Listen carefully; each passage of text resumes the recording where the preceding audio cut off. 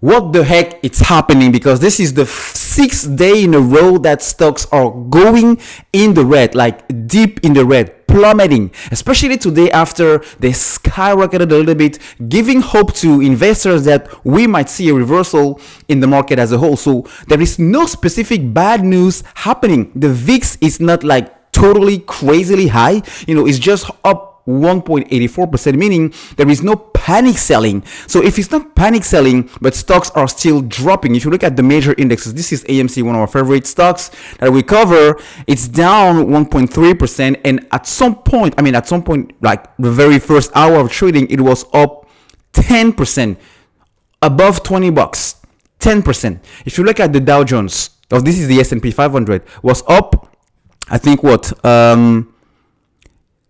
more than 1%, and now it's down 1%. This is a big swing. If you look at the Nasdaq here and you look at the Dow Jones, same story. Everything was up like above 1%, which is a big deal, and now everything is just crashing down. So if there is no news, all right, and the VIX is not that high, because usually we would expect the VIX after a 1% sell-off like this on major indexes, you would expect to see a VIX shooting up to the moon, like 10%, 15%, but it's not the case. It's not even 2.5%. It just shifted 2.7%. But my point is, it's not crazily high. It means people are not selling off. So if they're not selling off, there is no bad news. As a matter of fact, we have good news. If you look at stocks like Travelers, for example, Travelers is up 3% because they reported earnings today and the earnings were good. If you look at Morgan Stanley, for example, MS, big bank, reported earnings today up 4.2%.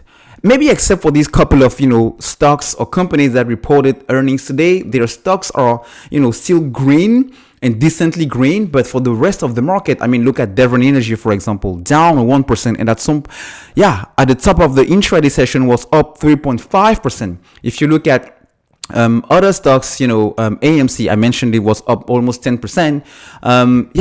It's crazy. This is Apple down 1% and at some point was up 1.5%.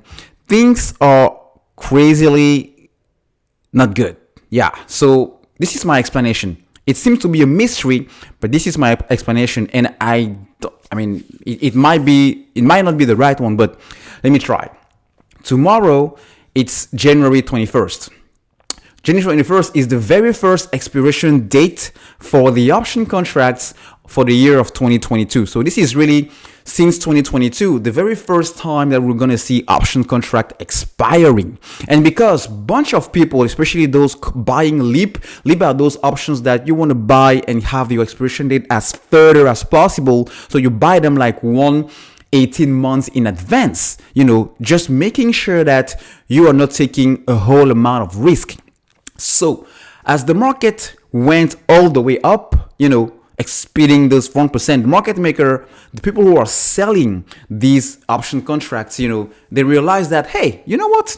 Maybe because we're letting these stocks run, because the stocks are running, it's not going to be good for our game plan, because we want to make sure we pay as little money as possible on these option contract that we sold. So let's just make sure we pull liquidity out of the market. And that's how the sell-off is initiated, especially when you look at the VIX not being crazily high, because the VIX is the fear index. This was really people selling off, this VIX, this asset would just shoot up to the moon like 5, 6, 7, 8, 10%, even 15%. But it's not the case. That's why I really believe that this is the market maker, or just Wall Street, the big guys with the big pockets, doing what they know to do best.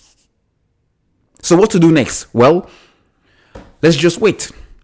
Because we had good news. Corporate earnings are not that bad. Corporate earnings are still solid, meaning the economy is still strong, that the demand is still coming for 2022, meaning companies are still going to grow. And whenever companies continue to grow, the stocks market also continue to grow. But I also think that they're using, and by they I mean the market makers alongside the short sellers, are using this environment of uncertainty around the inflation rates to actually do what they do best, again, pulling liquidity or playing with the retail investor. So let's just be patient.